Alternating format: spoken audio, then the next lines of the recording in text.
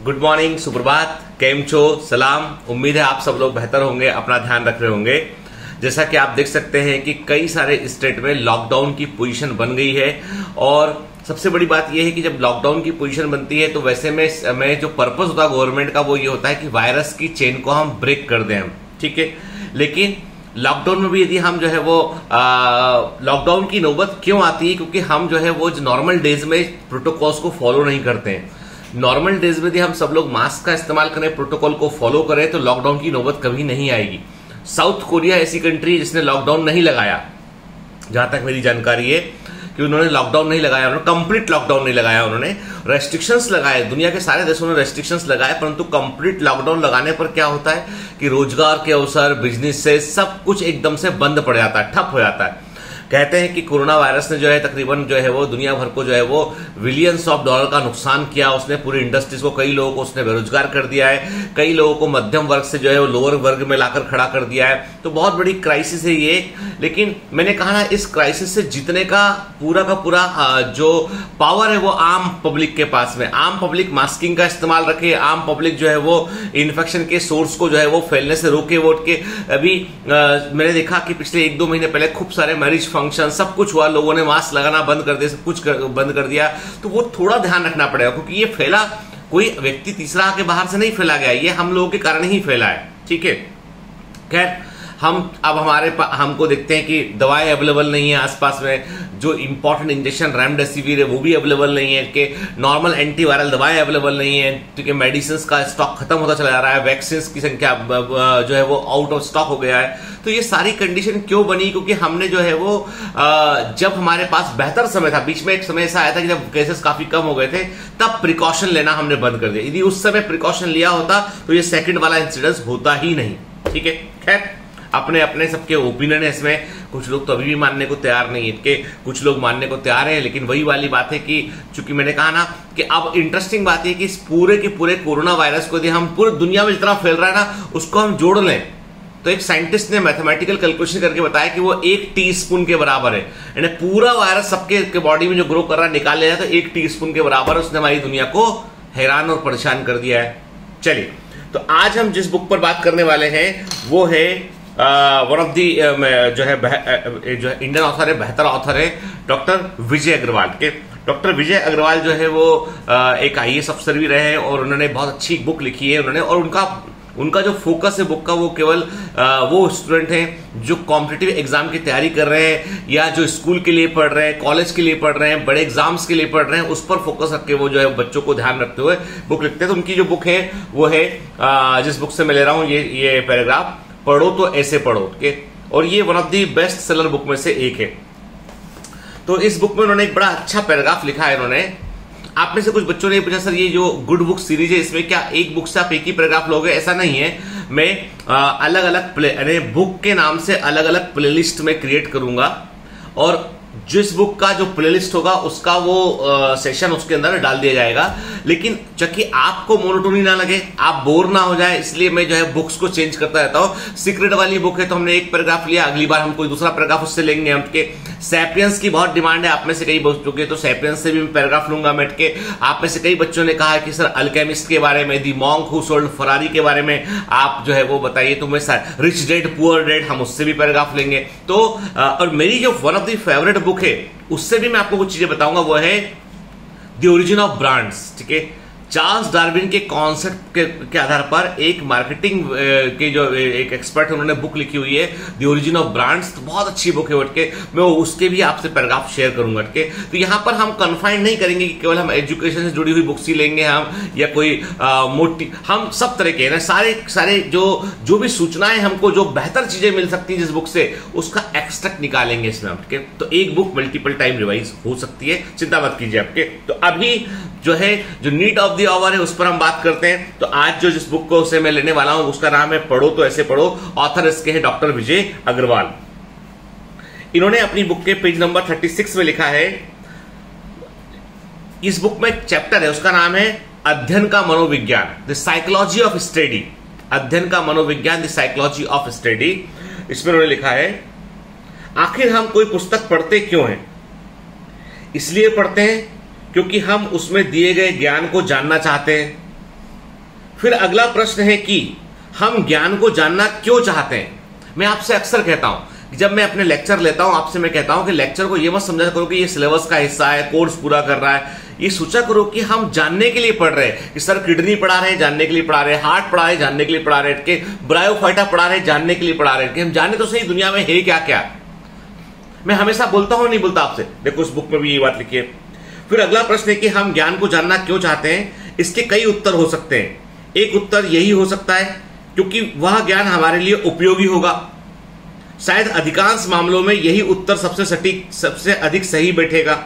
लेकिन मैं इस प्रश्न का थोड़ा एक अलग उत्तर दे रहा हूं, ये ऑथर बोल रहा है, और वह है कि मैं उसे इसलिए जानना चाहता हूं क्योंकि मैं उसे जानता नहीं हूं, अर्थात मैं अज्ञानी हूं, मुझे उसका ज्ञान नहीं है। हम में से अधिकांश लोगों को ऐसा लगता है कि हमें मालूम है, हमें थोड़ा और जानना है। ऑथर कहता है, यहां पे डॉक्टर विजय अग्रवाल कहते हैं कि आपको यदि कोई चीज को अच्छे से याद करना है, बढ़िया परफॉर्म करना अपने एग्जाम में, तो आपको यह मानना पड़ेगा कि आप अज्ञानी नहीं जानते उसके बारे में और आपको उसको सीखना है। यदि आपको ये लगता रहेगा कि मुझे मालूम है, थोड़ा सा ही जानना है मुझे, तो फिर प्रॉब्लम वाली बात है। देखो दिखते हैं वो। लेकिन मैं इस प्रश्न का थोड़ा एक अलग उत्तर दे रहा हूं, और वह यह है कि मैं उसे इसलिए जानना चाहता हूं क्योंकि मैं उसे जानता नहीं हूं, अर्थात मैं अज्ञानी हूं, मुझे उसका ज्ञान नहीं है। यही है अज्ञानता का बोध। यह भी एक बहुत बड़ी मनोवैज्ञानिक स्थिति होती है जो बहुत कम लोगों के पास होती है। बहुत कम लोग ये मानने को तैयार होते हैं कि मैं अज्ञानी हूं। यहां तक कि घोर अज्ञानी को भी इस बात का बोध नहीं होता है कि वह अज्ञानी है। अधिकांश अपने को ज्ञानी ही नहीं बल्कि सबसे बड़ा ज्ञानी मानने की सुखद गलतफहमियों में जीते रहते हैं। जिस दिन आपने बोला ना कि आई एम द बेस्ट, आपने बोला ना कि मुझसे बेहतर कुछ नहीं, आप समझ लीजिए आप प्रोजेक्टाइल मोशन के ग्राफ में सबसे ऊपर पहुंच गए, वहां से नीचे आएंगे। ये मैं कह रहा हूं, ठीक है, ये ऑथर नहीं बोल रहा, ये मैं कह रहा हूं। तो प्रोजेक्टाइल मोशन का जो ग्राफ देखा ना आपने, ऊपर जाके फिर नीचे ही आता है, बस वही वो पॉइंट है जहां पे आपने बोला कि आप हो गए ज्ञानी, आप I am the best, I am the, मुझसे बेहतर कुछ नहीं है, मेरे आगे कोई कुछ नहीं लगता है, बस वही पतन की शुरुआत है, वही पतन की शुरुआत। ठीक है। इस बारे में यूनान के एक महान दार्शनिक सुकरात का एक खूबसूरत कथन काबिले गौर है कि इस यूनान में सभी मूर्ख हैं और एक मैं ही ज्ञानी हूं, क्योंकि केवल मैं यह जानता हूं कि मैं कुछ नहीं जानता। सुकरात कहते हैं कि इस यूनान में सब मूर्ख हैं, सिर्फ मैं ही ज्ञानी हूं। उसके पीछे कारण यह कि मुझे मालूम है कि मुझे कुछ नहीं आता है, बाकी लोगों को यह भी नहीं मालूम कि मुझे कुछ नहीं आता है। कुछ नहीं जानने का बोध एक बहुत बड़ा बोध है। याद रखिए कि इसका संबंध हीनता की ग्रंथि से नहीं है। मतलब इसको लेके ये मत समझिए कि कोई हीन भावना वाली बात कर रहे हैं। यह हीन भाव है ही नहीं, यह तो एक ऐसा भाव है कि हम जो कुछ भी सुन या पढ़ रहे हैं, इस भावना के साथ सुन या पढ़ रहे हैं कि हमें इसकी जानकारी नहीं है, या फिर इस भावना के साथ सुन या पढ़ रहे हैं कि हो सकता है कि हमें कुछ नई बात जानने को मिल जाए। मैं एक बार फिर से आपके सामने एक बहुत सरल किंतु प्रभावशाली प्राकृतिक नियम से जुड़ा हुआ प्रश्न प्रस्तुत कर रहा हूं। प्रश्न यह है, क्या भरी हुई प्याली में और अधिक चाय भरी जा सकती है? चाय उड़ेली तो जा सकती है, मतलब चाय को आप उड़ेल तो सकते हैं, लेकिन भरी नहीं जा सकती। चाय वहां टिकेगी ही नहीं। हां, प्याली के चारों ओर से जमीन पर फैलती हुई जरूर चली जाएगी। मैंने कक्षाओं में पढ़ाते समय और अपने व्याख्यानों के दौरान एक नहीं बल्कि कई ऐसे विद्यार्थी और व्यक्ति देखे हैं जो इस भाव के साथ मुझे सुन रहे होते हैं कि मानो कि वह ऐसा करके मुझ पर एहसान कर रहे हो। मैं हमेशा कहता हूं, ये मत सोचिए कि आप मेरे लेक्चर देखते हैं, बायोमेंटर्स के लेक्चर देखते हैं, किसी के लेक्चर देखते हैं तो आप उस पर एहसान कर रहे हैं। आप मैं तो एक बात और भी कहता हूं, मुझ पर एक एहसान करना कि मुझ पर कोई एहसान मत कर रहा। ठीक है। तो एहसान करना जो होता है ना, वो आप मतलब आप टीचर पढ़ा रहा है और आप सुन रहे हैं ना, तो ये इसको उस भाव से मत लीजिए, सुपीरियरिटी के भाव से मत लीजिए। मैं हमेशा उन बच्चों का विरोध करता हूं जो बच्चे जो है टीचर पे कंपेयर करते हैं, कभी मत कीजिए। चलिए, सच तो यह है कि वे केवल देख रहे होते हैं, सुन कुछ नहीं रहे होते हैं। उन्होंने अपने दिमाग को सुनने से पहले ही इस पूर्वाग्रह से ग्रस्त करके बंद कर दिया है कि मैं सब कुछ जानता हूं, मुझे कुछ और जानने की जरूरत नहीं है। जब दिमाग का दरवाजा ही बंद है तो उस दरवाजे पर पूर्वाग्रह मतलब पहले से सोच लिया है, उस दरवाजे पर पूर्वाग्रह का अच्छा खासा मोटा तगड़ा पुराने जमाने का एक बड़ा सा अलीगढ़ी ताला लगा हुआ है, तब फिर भला कोई बात दिमाग के अंदर प्रवेश कैसे कर सकेगी? निश्चित तो रूप से हम सभी कुछ ना कुछ मात्रा में पूर्वाग्रहों से भरे होते हैं। कोई आदमी ऐसा नहीं कि इसके अंदर कोई वाइसेस ना हो, हम पहले से सोच के रखते हैं आदमी के बारे में। यहां पूर्वाग्रह कहने का मेरा मतलब है कि इस भाव से ग्रसित रहना कि लेखक की किताब बेकार है, वह एक अच्छा शिक्षक नहीं है, वह अच्छा नहीं पढ़ाता है। मैं यह नहीं कह रहा हूं कि आपका यह पूर्वाग्रह पूरी तरह गलत है, बहुत कुछ सही भी हो सकता है, लेकिन यहां मेरा आग्रह केवल यह है कि इसके बावजूद उस पुस्तक या उस शिक्षक में ऐसा कुछ जरूर होगा कि आप उससे कुछ ना कुछ तो ग्रहण कर सकते हैं।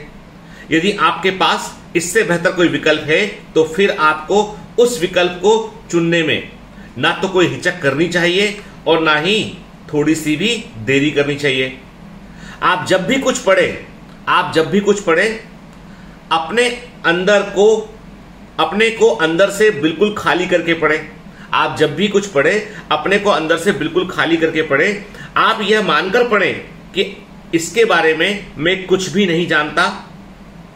विज्ञान का एक नियम है कि खालीपन में एक आकर्षक शक्ति होती है। आपको पता है ना, डिफ्यूजन भी कहां होता है? हाई कॉन्सेंट्रेशन के जोन से लो कॉन्सेंट्रेशन के जोन के होता है। और डिफ्यूजन में भी क्या होता है, जितना अधिक अंतर होगा वो खाली होगा, इधर ज्यादा होगा तो ज्ञान तेजी से जाएगा आगे, कह रहे पार्टिकल तेजी से डिफ्यूज करेंगे।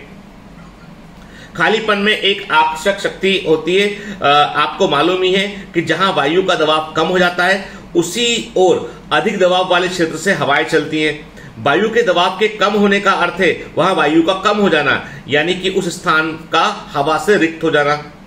ठीक इसी प्रकार जब हम अपने अंदर को खाली कर देते हैं, यह मान लेते हैं कि हमें इसके बारे में कुछ नहीं मालूम, तो अनजाने में ही हम अपने अंदर एक ऐसी अद्भुत आकर्षक शक्ति पैदा कर लेते हैं जो हमारे पड़े हुए तथ्यों को अपनी ओर बहुत तेजी से आकर्षित करती है और इससे वे तथ्य बहुत जल्दी हमारे अपने हो जाते हैं। कहने का मतलब यह है कि ऑथर ने इसमें बताया कि आप जब भी सीखने की कोशिश करें, जब भी पढ़ने की कोशिश करें, तो ये जो पहले जो पढ़ा हुआ है, पहले जो जाना हुआ है, उसको मत रखिए दिमाग में। आप कुछ सिरे से पढ़िए उसको, जिससे आपको ज्यादा फायदा होगा।